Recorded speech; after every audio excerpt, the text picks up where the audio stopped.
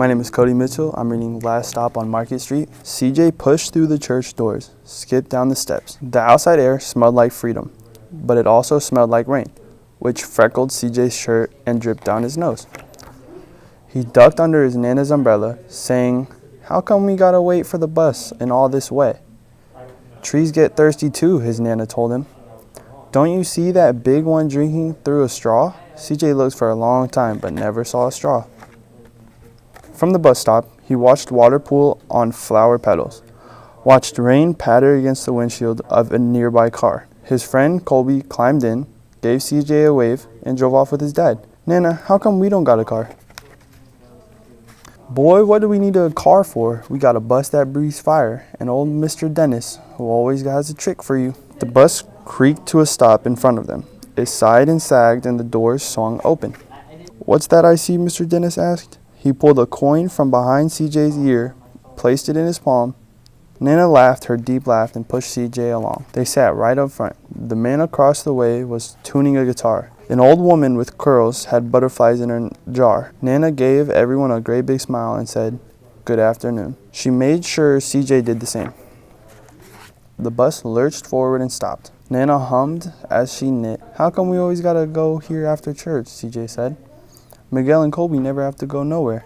"I feel sorry for those boys," she told him. "They'll never get a chance to meet Bobo or the Sunglass Man. And I hear Trixie got herself a brand new hat." CJ stared out the window, feeling sorry for himself. He watched cars zip by on either side, watched a group of boys hop curbs on bikes.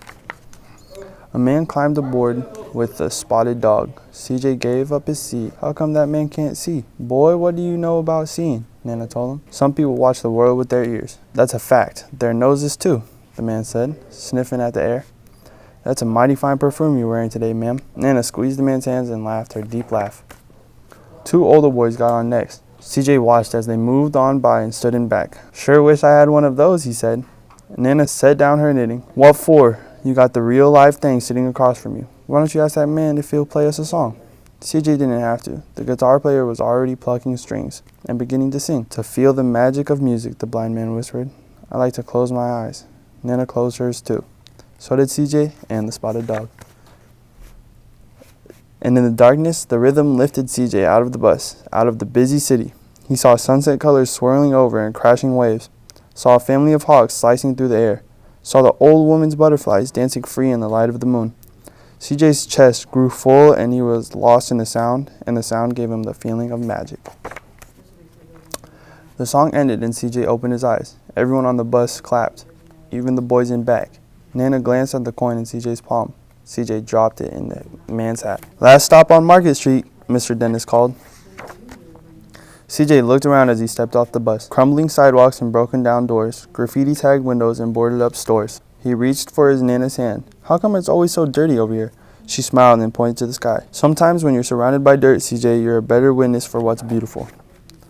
CJ saw the perfect rainbow arching over the soup kitchen. Their soup kitchen. He wondered how his Nana always found beautiful where he never even thought to look. He looked all around them again, at the bus rounding the corner out of sight and the broken street lamps still lit up bright, and the stray cat shadows moving across the wall. When he spotted their family's faces in the window, he said, "I'm glad we came." He thought his Nana might laugh her deep laugh, but she didn't. She patted him on the head and told him, "Me too, CJ. Now come on."